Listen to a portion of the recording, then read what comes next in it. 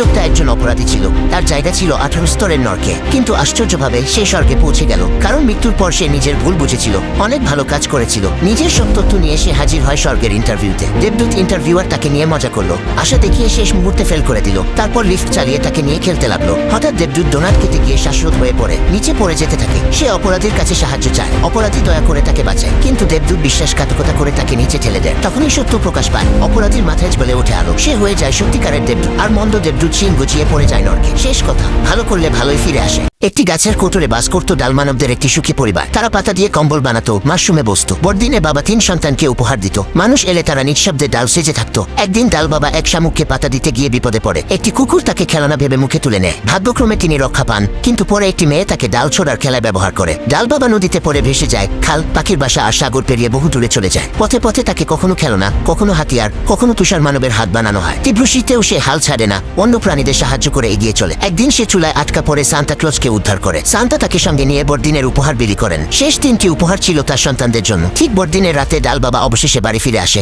পরিবার আবার এক হয়।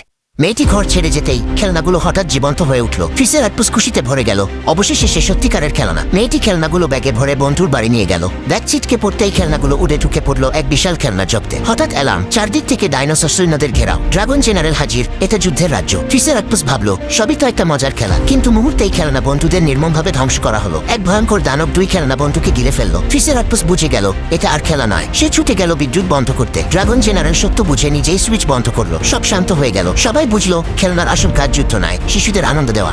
একটা ছোট বানর শীতের মধ্যে হঠাৎ ঠান্ডা নিঃশ্বাস ছাড়ে। মুখ থেকে সাদা ধোঁয়া বেরোতেই সে ভেবে বসে, আগুন লেগে গেছে। ভয়ে পাশে থাকা নদীতে ঝাঁপ দিতে গিয়ে থপাস বরফে পিছলে পড়ে যায়, মুখ লেগে যায় বরফে। কষ্ট করে ছাড়ালেও ধোঁয়া থামে না। হঠাৎ পাথর দেখে বরফ ভেঙে নদীতে লাফ, কিন্তু পানি এত ঠান্ডা, সে সাথে সাথেই বরফের মূর্তি। ভাগ্য ভালো, সূর্য খুব গরম, বরফ গলতে শুরু করে। সে কোনো মতে বাঁচে। চারপাশ মুহূর্তেই সবুজ হয়ে যায়, কিন্তু গরমে তৃষ্ণায় কাতর বানর আবার নদীতে যায়। পানি তুলতেই ভাপ উধাও, মুখ ঢোকালেও পানি চোখের সামনে শুকিয়ে যায়। শেষে নদীতে ঝাঁপ দিতেই সব পানি উড়ে গিয়ে কাদা। সূর্যে কাদা শুকিয়ে সে আবার নড়তে পারে না। 2.5 ঘন্টা পর হঠাৎ বৃষ্টি, কাদা নরম হয়, সে ছাড়ে, কিন্তু স্রোতে ভেসে যায় পাহাড়ের দিকে। ঠিক পরে যাওয়ার আগ মুহূর্তে তীব্র বাতাস, সে উড়ে গিয়ে গাছে আটকে যায়। বেঁচে যায় ছোট বানর, আরাম করে শুয়ে পড়ে।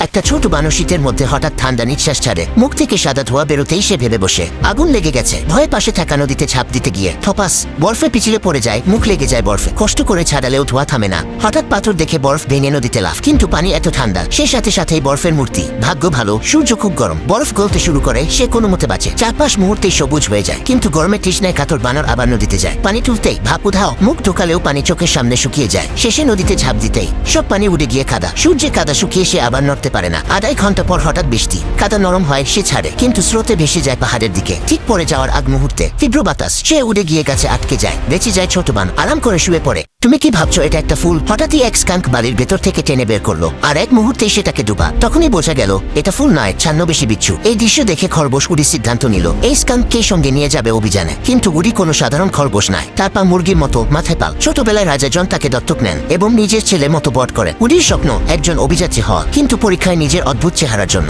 সে ব্যর্থ হয়। এদিকে তার কাকা রাবিন রাজ্য দখলের জন্য খুঁজছে রহস্যময় রাজদণ্ড। সে ডাকতে চায় ভয়ঙ্কর হ্যামস্টার ভূত বাহিনী। উডি বন্ধুদের নিয়ে আগেই রওনা দেয়, তাদের ধরে ফেলে প্রশিক্ষিত শুকর বাহিনী। আর তাদের রাজা জর্জ তাদের আগ্নেয়গিরিতে বলি দিতে চায়, কিন্তু বুদ্ধি আর সাহসে উডি সবাইকে বাঁচায়। শেষ মুহূর্তে তার দুর্বলতায় তার শক্তি হয়ে ওঠে। নিজেকে মেনে নিয়েই সে বাঁচায় পুরো রাজ্য।